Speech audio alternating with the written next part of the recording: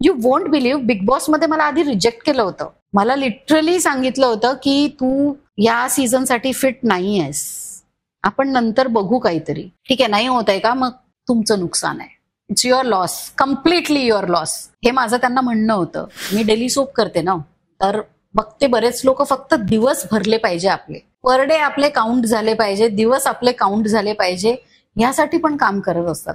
काही फक्त आपलं रेंट निघालं पाहिजे. काही लोकांना बघितलंय की 1000 रुपयाचा पर डे देत आहेत ना, 100 रुपयाचं काम करतात, 900 रुपये फुकटचे खातात. काही लोकांना असं बघितलंय की 1000 मिळतात, मी 1000च काम करेल. मी त्या कॅटेगरीतली आहे की मला 1000 दिले तर मी 1 लाखाचं काम करून दाखवते. माझ्या वाट्याला बऱ्याचदा चांगली आलेल्या भूमिका, चांगली आलेल्या फिल्म्स, बऱ्याचदा इथपर्यंत आलेला माझा घास काढून घेतला गेलेला आहे. आणि त्यामागे 90% रिझन हे होतं, कास्टिंग काउच. मला असं वाटतं आपल्या वाडवडिलांच्या जमिनी, त्यांची घरं ही सुद्धा तशीच आहे. जे आपल्या वाडवडिलांचं आहे, जे पिढ्यानपिढ्या पुढे जात राहिलेलं आहे, ते आणि पुढच्या पिढ्यांना देणं ही आपली जबाबदारी आहे. त्यामुळे कुठल्याही जागेचं, शेताचं, घराचं मालक नका होऊ, पालक व्हा.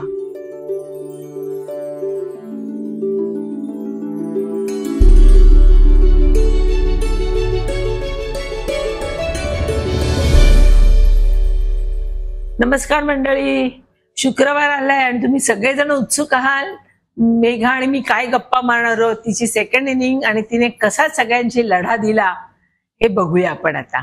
आणि ती आलीच आहे तर गप्पा मारूया तिच्याशी.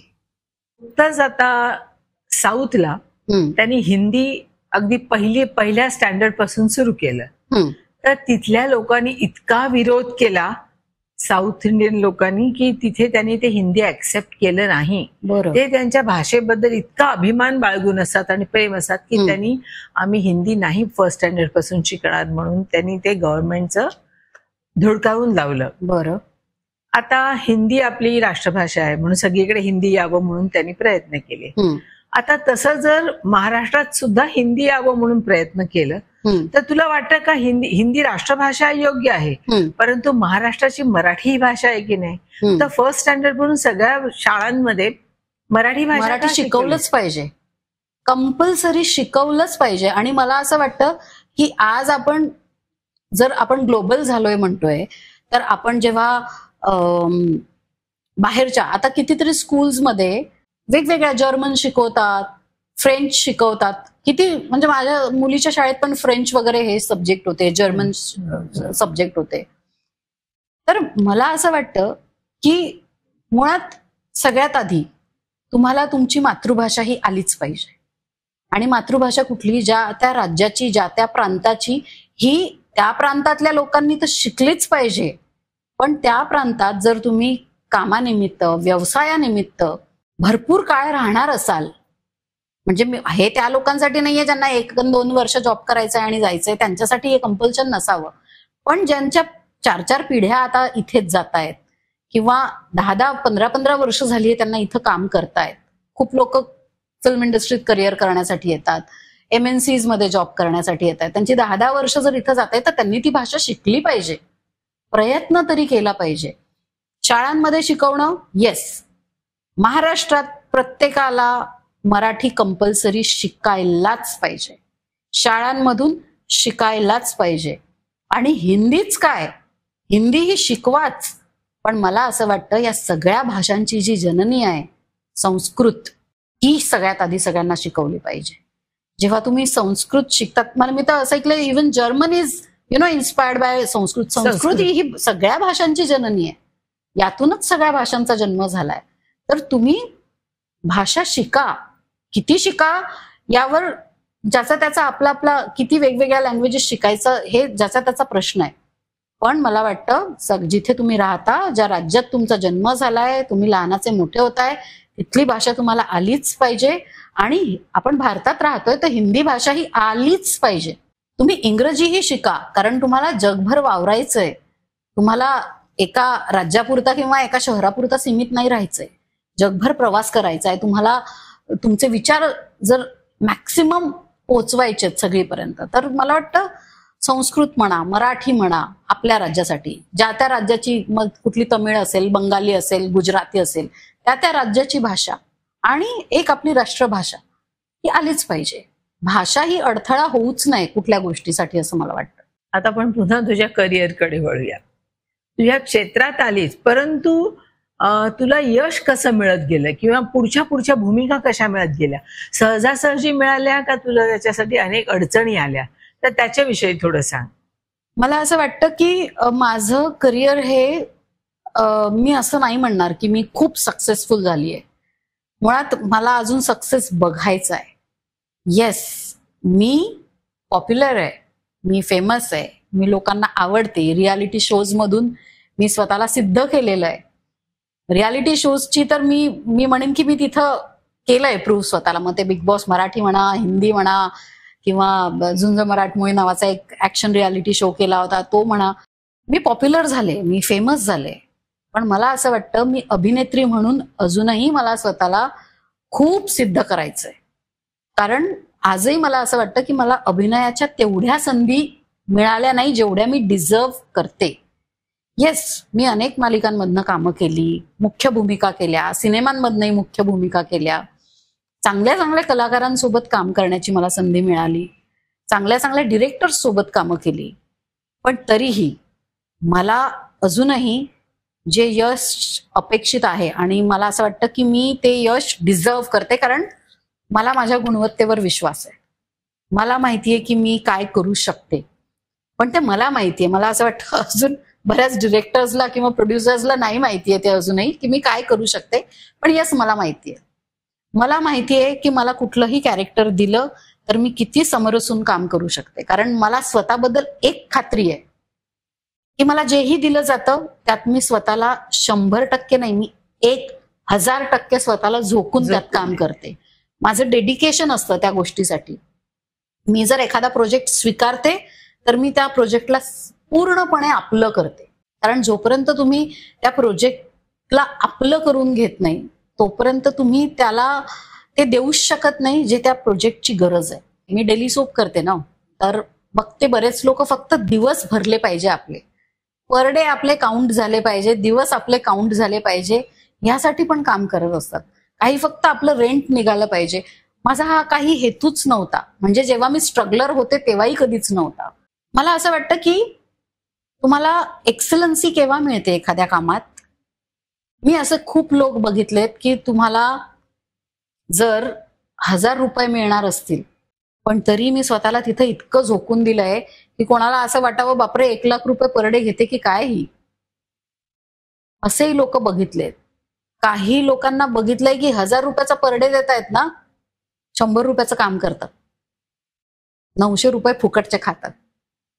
काही लोकांना असं बघितलंय की 1000 मिळतं मी 1000च काम करेल. मी त्या कॅटेगरीतली आहे की मला 1000 दिले तर मी 1,00,000चं काम करून दाखवते. आणि त्यामुळे मला असं वाटतं की मी अजून खूप बेटर डिझर्व करते. माझ्या करिअरमध्ये अजून चांगले रोल मी डिझर्व करते. मला वाटतं ऍज अन ऍक्टर माझं कॅलिबर अजून तेवढं एक्सप्लोर नाही झालंय जेवढं ते व्हायला हवं. आत्ताच तू म्हणालीस की मी खूप मोठ्या मोठ्या कलाकारांबरोबर काम केले. वानगी दाखल मला सांग की कोणाकोणाबरोबर काम केले, कोण मोठे मोठे कलाकार त्यांच्याबरोबर तू काम केलेस? मी आतापर्यंत मोठ्या कलाकारांसोबत काम करायचं माझा सगळ्यात महत्वाचा अनुभव जो होता माझ्या आयुष्यातला तो होता विक्रम गोखलेंसोबत. मी साहेब नावाची ही मालिका केली होती मुख्य नायिका म्हणून त्या सिरियलची. साहेब ही एक अशी सिरियल होती ज्यात सासरा आणि सुनेमधला क्लॅश त्यात दाखवला गेलेला आहे. अच्छा. सासऱ्यांचं कॅरेक्टर एक मोठे मुत्सद्दी राजकारणी ज्यांचा दरारा आहे समाजात, राजकारणात, सभोवताली, आणि खूप म्हणजे त्यांचा शब्द म्हणजे काळ्या दगडावरची रेष ती कुणीही पुसू शकत नाही. अशा माणसाच्या घरात एक अशी सून येते अगदी वेगळ्या विचारांची, जी एक अनाथ मुलगी आहे आणि अण्णा हजारेंसारखं एक सत्यवादी कोणीतरी व्यक्तिमत्व आहे, त्यांच्या आश्रमात लहानाची मोठी झालेली ही एक अनाथ मुलगी जिचे विचार हे खूप प्रखर आहे. म्हणजे हा 2 प्रखर विचारांमधला तो जो एक संघर्ष होता तो ती ही मालिका होती आणि मला ही मालिका करण्यामागे सगळ्यात माझं पहिलं रिझन हेच होतं. म्हणजे हिरोईन म्हणून काम मिळतंय म्हणून तो आनंद नव्हता. मला विक्रम गोखलेंसारख्या एवढ्या मोठ्या नटासमोर उभं राहून त्यांच्या सोबत राहून मला काम करण्याची संधी मिळणार होती. तर मी खूप स्वतःला लकी समजते. आणि ती सिरियल म्हणजे एवढी मल्टी स्टारर सिरियल होती. आज मी कुठेतरी भैरवीची जेव्हा भूमिका करतेय, माझ्या आताची जी मालिका चालू आहे सावळ्याची जणू सावली, त्यात मी जेव्हा मुख्य खलनायिका हे पात्र मी साकारते, तेव्हा कुठेतरी मला माझ्यावर ना सुधाचंद्रन मॅमचा खूप एक प्रभाव जाणवतो की जरी ती खलनायिका असली तरी तिचा आब, तिचा रुबाब, तिचं दिसणं, तिचं एक ओव्हरऑल पर्सनॅलिटी याचा माझ्यावर इतका इम्पॅक्ट झालाय की मी कुठेतरी माझ्या कामामध्ये ती झलक दिसते. विक्रमजींचा काम करण्याची जी पद्धत आहे की मला नाही वाटत ते डायलॉग पाठ करतात. त्यांचे पाठ करते म्हणजे पाठ करायचे, अजूनही मला विश्वास नाही होत की ते नाही आहेत. तर प्रत्येक वाक्य समजून उमजून बोलणं, एक एक वाक्य कसं समोरच्यापर्यंत परफेक्ट ते पोहोचेल. म्हणजे ते जेव्हा डायलॉग बोलायचे ना तेव्हा माझ्या चेहऱ्यावरच्या रिॲक्शन्स या खूप आपसुकच यायच्या. सो मला असं वाटायचं की नुसतं डायलॉग बोलणं हे काम नाहीये, समोरच्याकडून ते रिसीव्ह करणं व्यवस्थित. आणि डायलॉग बोलले तरी असे बोलले जावे की ते समोरच्याला करेक्ट त्याच्या चेहऱ्यावर त्या रिॲक्शन्स उमटल्या पाहिजे. सो हे जे मी काही शिकले या लोकांसोबत काम करताना शिकले. मी चिरंजीव सौभाग्यकांक्षिणी ही माझी पहिली मालिका होती कॅम्प्स क्लबची. तर त्या सिरियलमध्ये प्रिया बेर्डे एवढ्या मोठ्या कलाकार, आज माझी प्रिया दी येते जिच्याशिवाय मी माझं लाईफ, माझं करिअर काहीच इमॅजिन करू शकत नाही, माझी लाडकी. हिंदीत जेव्हा मी कसौटी जिंदगी की माझी पहिली मालिका होती, त्यानंतर दुसरी कस्तुरी होती. सो तिकडची ती स्टारकास्ट, मोठ्या सेटअपमध्ये काम करणं, बालाजी टेलिफिल्म सारख्या भव्य दिव्य सेटअपमध्ये काम करण्याचा अनुभव, क्या होगा निम्मो का, किस देश में है मेरा दिल, बालाजीमध्ये सगळे स्टार्स होते, मोठमोठे कलाकार तिथं काम करत होते. सो एकंदरीत या सगळ्यांकडून मी काही ना काही घेतलं. कोणाकडनं कोणाचा ऍटिट्यूड घेतला, कोणाकडनं कोणाची काम करण्याची पद्धत घेतली, कोणाकडनं काही टेक्निकल गोष्टी शिकायला मिळाल्या. सो हे मला कुठली ऍक्टिंग स्कूल नव्हती, पण मला असं वाटतं मी माझ्या कामावरच शिकत गेले. मला आताच म्हणालीस की मी जीव ओतून त्या भूमिकेत जाते. हो. तर भैरवीचं कॅरेक्टर करताना त्याच्यात पण तू जीव ओतून काम करतेस. हो. पण असं होत नाही का की हळूहळू त्या भूमिकेत करताना, तिथे सतत वर्ष 2 वर्ष ती भूमिका करताना हळूहळू आपल्या नेचरमध्ये सुद्धा तसा बदल होतो आणि तू तुझ्या मुलीबरोबर वागताना सुद्धा अशीच वागतेस का भैरवी सारखीच? का तिला तिचं स्वातंत्र्य देतेस, तुला हवं ते तुझा निर्णय तू घे किंवा तुझे निर्णय तिच्यावर लादतेस? हे बघ, भैरवीमध्ये थोडीशी मेघा तर आहे, मी नाकारणार नाही. मी छान पकडले तुला. भैरवी थोडीशी मेघा नक्की आहे, पण मी माझ्या अपेक्षांचं ओझं माझ्या मुलीवर लादलेलं नाहीये.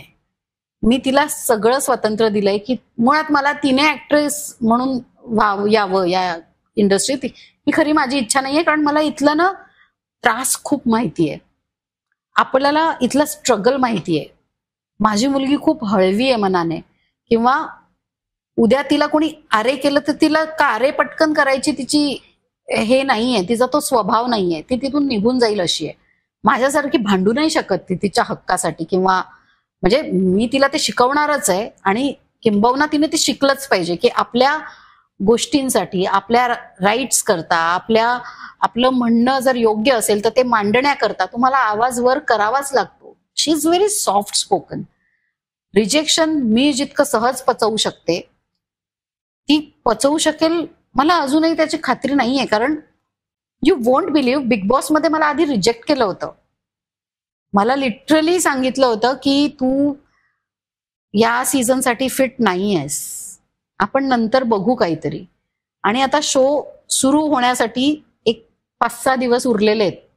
ऑलरेडी प्रोमो चालू आहे, सगळं चालू आहे, आणि रिजेक्शन की आपण नंतर कधीतरी काहीतरी बघू, वेगळं काहीतरी करू, पण आत्ता तू फिट नाहीये. त्यावर मी ज्या तोऱ्यात त्यांना म्हटलं होतं, ओके इट्स युअर लॉस, आणि असं म्हणून मी लिफ्टमध्ये निघून गेले होते आणि जाता जाता दारात म्हटलं होतं, ठीक आहे नाही होत आहे का, मग तुमचं नुकसान आहे, it's your loss, completely your loss, हे माझं त्यांना म्हणणं होतं. त्यावर मेकर्सनी असा विचार केला, बापरे एवढा कॉन्फिडन्स आणि एवढा माज, आता ही पाहिजेच, असे मसालेदार पाहिजेच, आता तर ही पाहिजेच असा विचार त्यावेळी त्यांना आला असावा. पण मी त्यांना तोऱ्यात म्हणून घेतलं की माझं नाही नुकसान होणार, तुम्ही मला नाही घेतलं, तुमचं नुकसान आहे. हे माझ्या लेखीमध्ये बोलण्याची हिंमत नाही. माझ्यात ती हिंमत आहे ना इंडस्ट्रीत आल्या दिवसापासून होती. असं नाही की काहीतरी बनलं, खूप कामं केलं तेव्हा नाही. आपला हा ऍटिट्यूड पहिलेपासूनच आहे, म्हणजे जन्माला आल्यापासूनच आपण हा ऍटिट्यूड घेऊन आलोय. She is very soft spoken, polite. कधी कधी तुम्हाला हार्श व्हावं लागतं, आवाज उठवावा लागतो, ते त्याची मला भीती वाटते. त्यामुळे मी तिला कधी कधी म्हणते की नाही तू वेगळा पर्याय सुद्धा बघ करिअरचा, पण नाही, तिला यातच करिअर करायचंय. मग मी तिला म्हटलं ठीक आहे यातच करिअर करायचंय ना, मग त्याचं प्रॉपर टेक्निकल नॉलेज घे, त्याचं एज्युकेशन घे. हाऊस आहे म्हणून आलो, मम्मीचं ग्लॅमर आपण खूप बघितलं म्हणून आलो, असं करू नकोस. त्यामुळे आता मी तिला सगळ्यात आधी काय केलं, मी तिला 10th नंतरच मी तिला याच्यात घातलं, प्रोडक्शन स्कूलमध्ये घातलं, फिल्म स्कूलमध्ये घातलं. तिथं फिल्म स्कूलमध्ये ती प्रोडक्शन पासून ते सगळं काही शिकलीये, रायटिंग, एडिटिंग, कॅमेरा सगळं शिकलीये.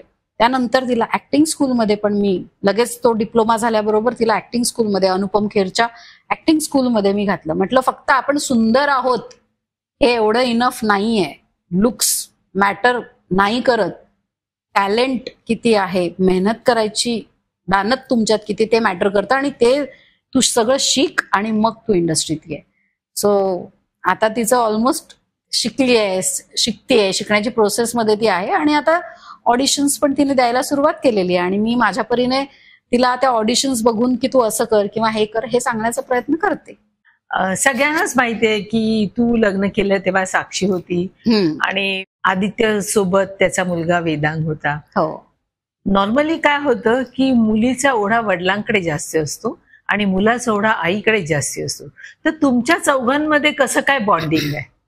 वेदांतकडे त्याची स्वतःची आई आहे, त्यामुळे त्याने मला आईचा दर्जा द्यावा असं माझं कधीच एक्सपेक्टेशन नव्हतं.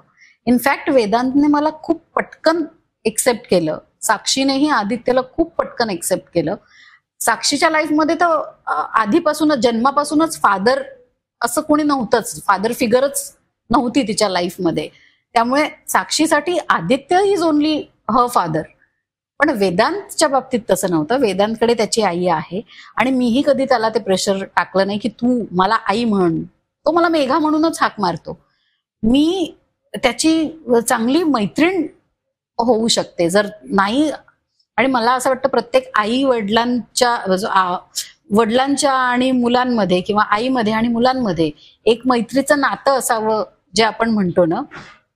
तर आमच्याकडे आम्ही मुलांचे आई वडील होण्याआधीच आम्ही त्यांचे मित्र झालो. म्हणजे आधी मित्र झालो आणि आता त्यांचे आई वडील आम्ही झालो. So I think that was the best part की आधी मैत्री झाली आणि मग आई वडील झालो. बऱ्याच वेळा लोकांची आयुष्य या स्ट्रगलमध्येच निघून जातात की त्यांना त्यांच्या पोटच्या मुलांचं मित्रच कधी होता येत नाही. त्यामुळे मुलं कधी आई वडिलांसोबत तो बॉन्ड, फ्रेंडशिपचा बॉन्ड किंवा एक आपण म्हणतो ना मोकळेपणाने सगळं सांगणं बोलणं हे कधी होत नाही मुलांमध्ये आणि आई वडिलांमध्ये. पण आमच्याकडे एक्झॅक्ट याच्या उलट झालंय. आई वडील म्हणून एक्सेप्ट करण्याआधी त्यांनी एकमेकांना, जसं साक्षी मला वाटतं एखादी गोष्ट जर तिला काही हे होत असेल ना, बॉदर करत असेल तर ती माझ्या आधी आदित्यकडे खूप ओपनली सांगू शकते. मला एक वेळेस मला सांगताना ती खूप हॅजिटेट होईल किंवा घाबरेल, पण ती आदित्यला खूप ओपनली सांगू शकते. तसंच वेदांचं पण आहे. तो कदाचित आदित्यला एखादी गोष्ट सांगण्याच्या आधी ना तो मला आणि साक्षीला सांगतो. सो मला असं वाटतं ती एक परफेक्ट गोष्ट आमच्या नात्यामध्ये आहे आणि टचवूड ती तशीच राहावी. आणि आपण म्हणतो की लाईफमध्ये सेकंड चान्स घेणं, व्हॉट इफ जर पहिल्यासारखंच काही घडलं तर. माझ्यासाठी तर आदित्यच माझा फर्स्ट चान्स होता ऑफकोर्स. पण मला असं वाटतं आमचं भेटणं, एकमेकांना भेटणं, आमच्या कुटुंबांनी एकत्र येणं हे डेस्टिनीतच लिहिलेलं होतं. कारण ते लिहिलेलं नसतं तर ते इतकं छान पद्धतीने कधी जुळून आलंच नसतं. मेघा, तू दिसायला इतकी सुंदर आहेस, कामं छान करतेस, तुला चांगले चांगले रोल मिळतात, परंतु हे रोल मिळण्यासाठी तुला काही कॉम्प्रोमाइज करायला लागलं का? मी आत्ताच तुला म्हटलं की मला असं वाटतं की मला माझ्या कॅलिबरचं काम मिळालंच नाहीये अजून. मी जे डिझर्व करते माझ्या करिअरमध्ये ते मला मिळालंच नाहीये. माझ्या बरोबरीच्या कॉन्टेम्पररीज ज्या आहे त्या अजूनही ॲज अ हिरोईन म्हणून छान कामं करतायत, त्याचा मला अभिमानच आहे ऑफकोर्स.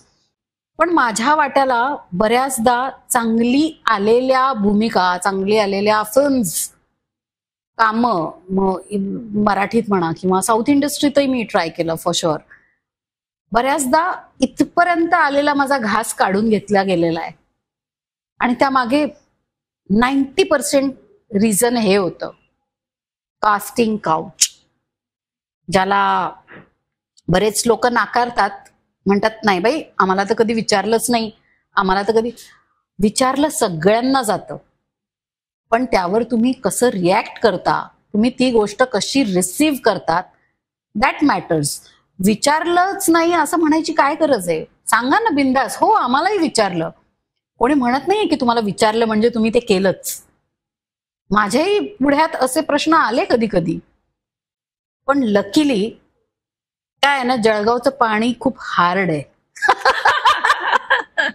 आणि त्यात माझा स्वभाव म्हणजे 100 लवंगी मिरच्या खाऊन पण तुम्हाला जेवढं तिखट लागणार नाही ना, तेवढं तिखट मी वागू शकते जर एखाद्याने माझ्या मनाविरुद्ध एखादी गोष्ट केली किंवा माझ्या स्वाभिमानाला डिवचण्याचा प्रयत्न जरी केला.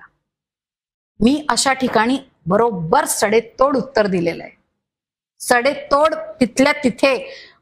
माझा स्वभाव ना मुळात हा नाहीये की एक थोबाडीत खाल्ली तर दुसरा गाल समोर करायचा. मी त्या विचारसरणीची नाही. माझी विचारसरणी अशी की तू एक मारली, मी तुला 4 मारीन मग, आणि त्या पण अशा 4 मारीन की तू आयुष्यभर लक्षात ठेवशील की तू कोणाला एक मारली होती आणि का मारली याचा तू आयुष्यभर पश्चाताप करशील. मी 1-2 व्यक्ती असे जे आहेत, मी त्यांचा बाजार उठवलाय सगळ्यांसमोर. एक फिल्म मी केली होती, त्या फिल्मचा डिरेक्टर अतिशय नावाजलेला डिरेक्टर, ती फिल्म आलीच नाही, रिलीजच कधी झाली नाही, कदाचित माझा श्रापच लागला असेल त्याला. त्याने मला असं एका रात्री पॅकअप नंतर जाताना, तुम्हाला खूप आवडतेस वगैरे हे ते वगैरे. मी म्हटलं सर पण तुम्ही मला असं का सगळं सांगतात, तुम्हाला भेटू शकशील का वगैरे, फिल्मच्या शूटिंगच्या दरम्यान. मी तेव्हा त्याला काहीच उत्तर दिलं नाही, इग्नोर मारलं. कारण त्याने मला प्रायव्हेटली विचारली ना गोष्ट, आणि तू मला प्रायव्हेटली असं विचारतोयस, ओके तू तर माझा प्रायव्हेटमध्ये अपमानच केलायस. हा मला असं विचारून तू माझा अपमान केलाय असं मला अतिशय अपमानाची भावना येते जेव्हा एखादी व्यक्ती मला असं विचारूच कसं शकते. म्हणजे असं वाटतं की अरे बापरे, माझं काही चुकलं का की याची हिंमत झाली मला असं विचारायची. आणि मला त्या दिवशी सेटवरून घरी जाताना असं विचारलं. दुसऱ्या दिवशी मी सेटवर वाक्याला सगळ्यांसमोर त्याची अशी इज्जत उतरवली आहे, इतकी इज्जत उतरवली आहे की त्याने माझा सिनेमातला बराचसा रोलच कट करून टाकला. नंतर तो माझा क्लोज शॉट्स लावायचा नाही, तो म्हणायचा की अरे जिसके लिए अपने को अपनापन ही नहीं आता. डीओपीला तो सांगायचा डिरेक्टर की जिसके लिए मुझे कोई अपनापन ही नहीं महसूस होता, मैं उसका क्लोज क्यों लगाऊ. म्हटलं ठीक आहे, खड्ड्यात जा तू, नको लावू माझा क्लोज, पूर्ण रोल कापून टाक माझा सिनेमातनं, तुझा सिनेमाच रिलीज नको होऊ देऊ. माझं काय एका सिनेमाचं नुकसान होईल ना की ठीक आहे या सिनेमात मी नाहीये, काही फरक पडत नाही मला, पण तू माझा स्वाभिमान दुखावलायस. त्यामुळे मी त्याला इतके टोमणे मारले आणि मी इंडस्ट्रीत सगळ्यांना त्याचं नाव सांगितलं, हा असा आहे, हा असा आहे. त्याच्यासोबत काम केलेल्या न केलेल्या सगळ्या लोकांना त्याच्याबद्दल मी कानोकान सगळीकडे जाऊन सांगितलं त्याने मला असं विचारायची हिंमत केली ना, मग आता मी तुझा बाजार उठवल्याशिवाय सोडणारच नाही तुला. तू मोठं जे नाव घेऊन फिरतो ना, एवढे अवॉर्ड मिळवलेला डिरेक्टर, दाखवू दे मला लोकांना तू कसा आहेस. मी प्रत्येक पार्टीत तो जिथे कुठे दिसला ना, जेव्हा कुठे ज्याच्यासोबत दिसला ना, त्या व्यक्तीला जाऊन सांगितलंय की हा असा आहे. मी प्रत्येक हिरोईनला सावध केलंय त्याच्यासोबत काम करणारा की हा डिरेक्टर असा आहे, नका काम करू याच्यासोबत. कधीच आहे ना, या क्षेत्रात येणाऱ्या नवीन कलाकारांना सुद्धा माझं हे सांगणं आहे की कधीही तुमच्याकडे एखादं जेव्हा काम येतं तेव्हा त्याचा सोर्स तुम्ही शोधा की हे काम तुमच्याकडे कसं आलंय, कुठून आलंय, आणि खरंच तुम्ही एवढं मोठं काम तुमच्याकडे आलंय त्यासाठी तुम्ही खरंच पात्र आहात की नाही. थोडंसं हुरळून न जाता स्वतःला विचारा की कसं आलं, आत्मपरीक्षण करा की खरंच मी एवढा मोठा आहे का की मला हे काम आलंय. येऊ शकतं, नशीब कोणाचंही बलवत्तर असू शकतं, येऊच शकतं, पण तरीही एकदा खात्री करा. त्यामुळे मला असं वाटतं प्रत्येकाने, नवीन कलाकाराने खूप सावध असलं पाहिजे. कोणाच्याही ऑफिसला जाऊनच तुम्ही भेटलं पाहिजे. कधीच कुठल्या हॉटेलला जाऊन भेटू नका किंवा कोणाच्या घरी जाऊन भेटू नका. आजकाल हे फार होतं ना की हॉटेलमध्ये ऑडिशन ठेवली जाते, कोणाच्या तरी घरी ठेवली जाते. नाही, तुमचा ऍड्रेस द्या. जर तुमच्या सोबत तुमचे पेरेंट्स येऊ शकत असतील ऑडिशनला तर त्यांना तरी न्या, नाहीतर कोणाला तरी सोबत घेऊन जा. एकटे जाऊ नका कुठेही अशा स्पेसेसमध्ये, आणि स्पेसिफिकली ऑफिसला जा. तू सोशल मीडियावर खूप ऍक्टिव्ह आहे, हो. तर तू कसं काय ते हँडल करतेस? मुळात माझा स्वभाव माहिती आहे आणि मी खूप या बाबतीत नशीबवान आहे की मला ट्रोलिंगला कधीही सामोरं जावं लागलं नाहीये. मला सतत लोकांचं प्रचंड प्रेम मिळालेलं आहे. आणि भैरवीला जे ट्रोल केलं जातं कधी कधी, ते माझ्यासाठी सोन्याहून पिवळं आहे. कॉम्प्लिमेंट आहे, माझ्यासाठी कॉम्प्लिमेंट आहे. कधी कधी ना काही सीन मध्ये, आत्ता एक सीन मी केला ज्याच्यात भैरवीनं तिला चटका देते सावलीला, म्हणजे आपल्या मुख्य नायिकेला. ही भैरवी मरत का नाही, मेली पाहिजे ही भैरवी, ते असं म्हणतात. भैरवी म्हणून लिहितात ते तिथे. ते जेव्हा ही भैरवीला असं का नाही होत, त्या भैरवीला तसं का नाही होत, हे जेव्हा ते बोलतात ना, तेव्हा मला प्रचंड आनंद होतो. जेव्हा जेव्हा सावली भैरवीच्या मनाविरुद्ध वागते तेव्हा भैरवीचं तिला नेहमी एकच म्हणणं असतं, आता तू हे जे काही केलंयस ना त्याचे परिणाम तर आता तुला भोगावेच लागते. कारण या भैरवीच्या तडाख्यातनं आता तुला कोणीच वाचवू शकणार नाही. कोणीच म्हणजे कोणीच नाही. किंवा भैरवीची सगळ्यांवर नजर असते. तिला कोणी तिच्या पाठीमागेही काही करत असेल आणि वागत असेल तर ते कायम तिला कळत असतं. आणि भैरवीचं एकच म्हणणं असतं की या भैरवीच्या तीक्ष्ण नजरेतनं कोणीच सुटू शकत नाही, कोणीच नाही. तुला कुठून ऊर्जा मिळाली की राजकारणामध्ये यावं? कारण तू सडेतोड बोलतेस, हा एक तुझा प्लस पॉइंट आहे.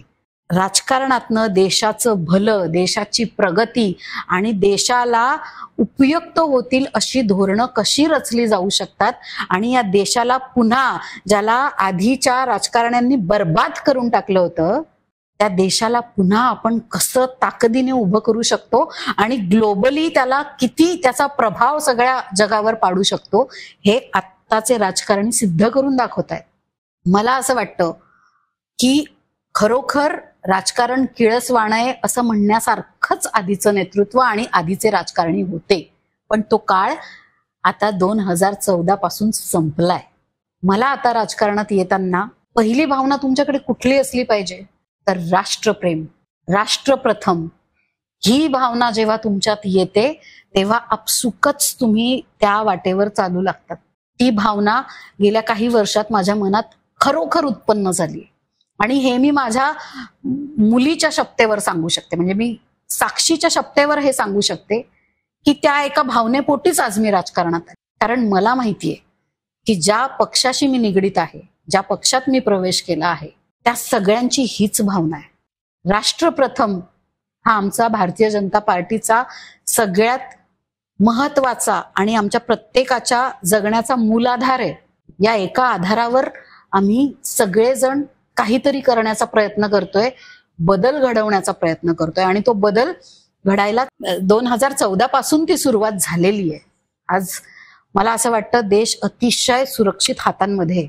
मी कधीच असं वरवरचं बोलत नाही. माझं जे काही म्हणणं मला लोकांपर्यंत पोचवायचंय त्यासाठीचे योग्य मुद्दे मी नेहमी माझ्या सोशल मीडियावरून मांडत असते, लोकांपर्यंत पोहोचवत असते.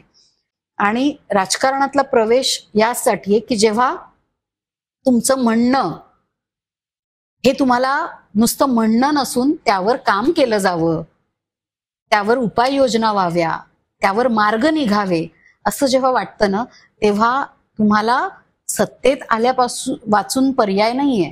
माझी मैत्रीण आहे शिल्पा नवलकर, तिच्या वडिलांचं एक वाक्य आहे जे माझ्या मनात इतक्या लहानपणी घर केलंय ना. जेव्हा मी शिल्पाला ओळखत पण नव्हती आणि शिल्पाची माझी ओळखही नव्हती कधीच, पण तिच्या वडिलांचं ते एक वाक्य मी एका इंटरव्ह्यूत ऐकलं होतं. तुम्हाला जे हवंय ते तुम्ही तुमच्यासाठी स्वतःच मिळवू शकता, दुसरं कोणीही नाही. मला जर घालायचा आहे 20,000चा ड्रेस तर तो मिळवण्याकरता मी कष्ट केले पाहिजे, मी मिळवला पाहिजे माझ्यासाठी. वाट नाही बघायची कोणीतरी मला गिफ्ट करेल. सो तुमच्यामध्ये ते कॅलिबर असलं पाहिजे.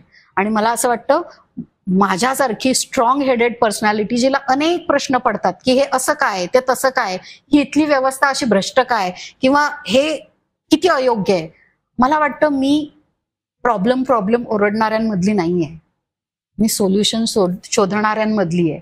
माझा स्वभाव मला सांगतो की तूच मग या गोष्टीचं सोल्युशन हो.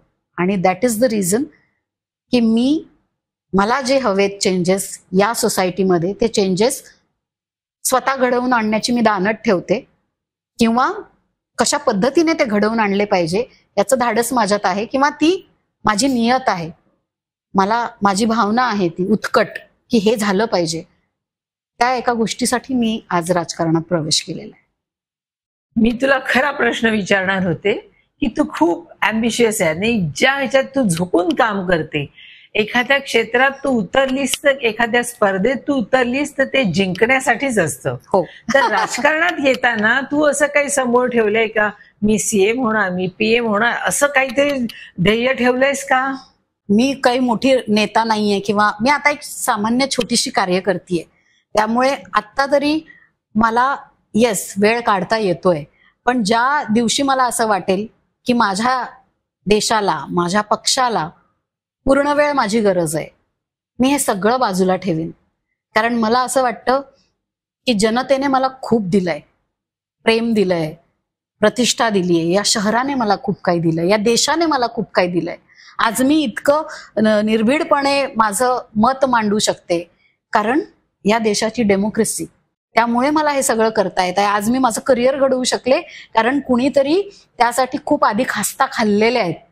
आता मला सांग, तू उद्योजिका म्हणून सुद्धा तुझं काम सुरू केलेलं आहेस, तर त्याच्याविषयी आता थोडक्यात सांग. खूप मोठा उद्योग वगैरे असा व्यवसाय असं नाही म्हणणार मी, कारण अजून मी जस्ट पहिलं पाऊल टाकलेलं आहे आणि अजून उभी नाही राहिली आहे, रांगतीये कुठेतरी. तर मला आत्ता काही वर्षांपूर्वी असं माझ्या लग्नानंतर जेव्हा माझं सासर, कोकणातलं सासर मला मिळालं आणि जेव्हा मी माझ्या सासरी गेले, सासरचं घर बघितलं, आमच्या पूर्वजांचा वाडा बघितला, तेव्हा खूप असं मनापासून वाटलं की अरे यार, इतक्या सुंदर जागी आपण राहतोय, म्हणजे आपलं सासर आहे, पण आपण याचा काही उपयोगच करून घेत नाही आहोत, किंवा आपण फार कमी इथं येतो. आणि निसर्गाच्या सानिध्यात असलेलं आमचं ते गाव आहे, त्यामुळे त्या गावाचा इतका लळा लागला मला की असं वाटलं की मला इथं येण्यासाठी सतत काहीतरी निमित्त हवंय. कारण जेव्हा पहिल्या दुसऱ्या वेळेसच मी लग्नानंतर तिथे गेले तेव्हा पायच निघेना माझा त्या घरातनं. असं वाटत होतं की हे घर मला सांगतंय की नको ना जाऊ तू इथून, थांब नाही तेच. म्हणून मग मी विचार केला इथं आपण एक छानसा एक होमस्टे करूया, जेणेकरून या घरात सतत पाहुणे माणसं येत जात राहतील, या घराला एक चैतन्य राहील. आणि त्यातनंच मी साकारलं विला मँगोज अँड सीशेल्स, जे आता खरं तर कोकणात नंबर 1 म्हणता येईल असा सुंदर हेरिटेज बीच होमस्टे हा आहे. समुद्रकाठी आमचं हे घर आहे आणि त्या घरात गेल्यानंतर ना सतत एक अशी भावना येते की तुम्ही तुमच्या पणजोबांसोबत, पणजीसोबत, आजी आजोबांसोबतच आहात. कारण त्यांच्या वापरलेल्या, त्यांनी हाताळलेल्या त्या सगळ्या गोष्टी तिथे आहेत. सो मला असं वाटतं की आज आपण असं म्हणतो की अरे बापरे, कोकण बराच परप्रांतीयांच्या घशात जातोय का? का गरज आहे परप्रांतीयांच्या घशात कोकण जाण्याची? कारण तिथला जो नेटिव्ह माणूस आहे तो शहरांमध्ये जाऊन व्यवसाय करू लागलाय, शहरांमध्ये नोकऱ्या करू लागलाय आणि कुठेतरी ते आपली मुळं विसरतायत आणि त्यांना आता तिथं जाण्याची गरज वाटत नाहीये. आणि म्हणून मग त्या जागा विकणं, स्वस्त दरात विकून टाकणं किंवा त्या जबाबदारीतनं मोकळं होणं, मला असं वाटतं की त्या जबाबदारीतनं मोकळं होणं हे सोल्युशन नाहीये. जसं मी म्हटलं की आधी आपल्याला आई वडील सांभाळतात आपण लहान असताना, त्यानंतर आपण त्यांची काळजी घ्यायची असते. मला असं वाटतं आपल्या वाडवडिलांच्या जमिनी, त्यांची घरं ही सुद्धा तशीच आहे. आधी आपण त्यातले बालक असतो, मग नंतर आपण त्याचे पालक व्हायला हवं. आपण त्याचे मालक नाही व्हायला पाहिजे कधीच. जे आपल्या वाडवडिलांचं आहे, जे पिढ्यानपिढ्या पुढे जात राहिलेलं आहे ते आणि पुढच्या पिढ्यांना देणं ही आपली जबाबदारी आहे. त्यामुळे कुठल्याही जागेचं, शेताचं, घराचं मालक नका हो, पालक व्हा. त्याचं जतन करा, त्याला सांभाळा. आणि ते करण्याकरता एक छोटा मोठा तिथं व्यवसाय करावा लागणार असेल तर तो करा ना. त्या घराची आब राहील, त्या घराची शान राहील, त्या घरात चैतन्य राहील, ते घर जिवंत राहील. या उद्देशाने मी विला मँगोज अँड सीशेल्स सुरू केलं की जेणेकरून मुलांना आपलं आजोळ दिसावं. मग ती माझी मुलं नसली, दुसऱ्यांची मुलं असली आणि त्यांच्याकडे त्यांचा आजोळ नसेल तर माझ्या घरी येऊन ते त्यांचं आजोळ, त्यांचं मामाचं गाव अनुभवू शकतात. वा, छान. आणि बिफोर तू मला काहीतरी गिफ्ट देणार आहे हे मला माहितीच आहे, त्याआधी मी तुझ्यासाठी एक छोटीशी भेट आणलीये. भेट मी असं म्हणणार नाही की खूप एक्सपेन्सिव्ह आहे, पण ती भेट नक्कीच खास आहे, थोडी प्रेशियस आहे आणि पर्सनलाइज टच त्याला आपल्याला म्हणता येईल. So villa mangoes and Seychelles तर्फे तुझ्यासाठी ही आमच्या या सीझनची आंब्याचा पहिला लॉट आहे. त्यातले हे काही हापूस मी तुझ्यासाठी आणले. Thank you so much. 80 वर्ष जुन्या कलमाची ही हा आंबा आहे, त्यामुळे प्रचंड गोड आहे आणि तुला खूप आवडेल. आंबा माझा वीक पॉइंट आहे. Thank you so much. Thank you so much Megha. So आज मी इथे या कार्यक्रमाला आले. अमृताताईला खरंच मनापासून आधी सॉरी म्हणते की का मी आधी नाही आले या कार्यक्रमावर. इतका छान हा कार्यक्रम आहे आणि मला यायला आजपर्यंत जमलं नाही, त्याचा मलाच आता थोडा पश्चाताप होतोय. पण ठीक आहे, देर आहे दुरुस्त आहे. आणि आज फायनली आम्ही आलो आहोत. सो आमच्या खूप मस्त गप्पा झालेल्या आहे आणि त्या गप्पा तुम्हालाही ऐकायला आवडतील अशी मला खात्री आहे. इंटरेस्टिंग विषयांवर आज मी आणि अमृताताई भरपूर बोललोय. सो बघायला विसरू नका. 1 on 1 हा कार्यक्रम on the channel Amruta films, या युट्यूब चॅनलचं नाव आहे अमृता फिल्म्स. यावर 1 on 1 हा कार्यक्रम आवर्जून बघा. या प्रत्येक इंटरव्ह्यूतनं, प्रत्येक पॉडकास्टमधनं तुम्ही बरंच काही घेऊन जाल याची मला अगदी खात्री आहे. आणि थँक्यू सो मच आमचा हा कार्यक्रम तुम्ही बघितल्याबद्दल. कारण हे आता कार्यक्रमाचं सगळ्यात शेवटी मी बोलते, इट मीन्स तुम्ही आतापर्यंत अजून बघत आहात. So thanks a lot. आणि please do like, share and subscribe to Amruta films. Keep watching 1 on 1. Megha, तू बिग बॉसच्या स्पर्धेत उतरलीस, जिंकलीस. सिरियल, नाटक, चित्रपट जे काय केलं ते सगळ्यात यश मिळवलंस. सगळ्या ठिकाणी तू बिग बॉस ठरलीस. आता राजकारणात प्रवेश करते तर मी अशी इच्छा व्यक्त करते की तिकडे सुद्धा तू बिग बॉस म्हणूनच राज्य करशील. बापरे. मला असं वाटतं जसं आता तू माझ्यासाठी काहीतरी प्रेमाने गिफ्ट दिले तसं तुझ्यासाठी माझ्या स्पॉन्सरनी सुद्धा गिफ्ट पाठवलेले आहेत, ते मी तुला देते. निरगुडकर फार्म्स तर्फे हे दिलेले सगळे ऑर्गॅनिक प्रॉडक्ट आहेत. अरे वा. खाण्याचे. तुझ्या लेकीसाठी, नवऱ्यासाठी सगळ्यांना दे खाऊ. Thank you so much. थँक्यू. बरं, तुला स्वयंपाकाची किती आवड आहे सांग. मला स्वयंपाकाची इतकी आवड आहे की मी त्यासाठी माझं युट्यूब चॅनल मेघाज मॅजिक नावाने माझा एक शो येतो माझ्या चॅनलवरती, मेघा धाडे चॅनलवरती. सो तिथं मी कुकिंग करत असते. हे डॉक्टर मंजिरी राव हिने लिहिलेलं आणि तिच्या आईने लिहिलेलं कुकिंगचं पुस्तक आहे. अरे वा. आणि अप्रतिम, म्हणजे अगदी सगळ्या मिठाया पंचपक्वान्न सगळ्याचे रेसिपीज ह्याच्यात आहे. मला असं वाटतं हे पुस्तक मी तर वापरीनच, पण माझ्या सासूबाई पण वापरतील याला, कारण तिच्या लेखीलाही शिकव. अगदी वरण भातापासून आहे त्याच्यात. माझ्या सासूबाई अतिशय उत्तम स्वयंपाक करतात, त्यांना फार आवडेल हे. हे डॉक्टर जी.डी. पोळ फाउंडेशन यांचं कॉलेज आहे आणि हॉस्पिटलही आहे आयुर्वेदाचं. तर त्यांनी हे सगळे आयुर्वेदाचे प्रोडक्ट तुझ्यासाठी पाठवले. अरे वा. हर्बल टी वगैरे असं काय काय बरंच काय काय दिसतंय. आणि सिरो नावाच्या कंपनीचे हे प्रोडक्ट आहे. हे खरं सगळे अमेरिकन प्रोडक्ट आहेत. एकेका ह्याची किंमत तिथे जवळजवळ आपण रुपीज मध्ये कन्व्हर्ट केलं तर 4 ते 5 हजाराची एक बॉटल आहे. अरे बापरे. पण या कंपनीने हे सगळं इथे आणून अनालिसिस केलंय आणि 300 ते 400 रुपयात हे प्रोडक्ट इथे मिळतात. सगळे अमेझॉनवर अवेलेबल आहेत आणि ह्याची सगळ्याची माहिती कशाची आहे ते सगळं याच्यात दिलेलं आहे. Okay, thank you.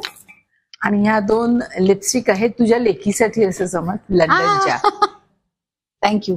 अतिशय आवडणारा मेकअपचा प्रकार आणि तो म्हणजे lipstick. Thank you thank you thank you so much for such lovely gifts.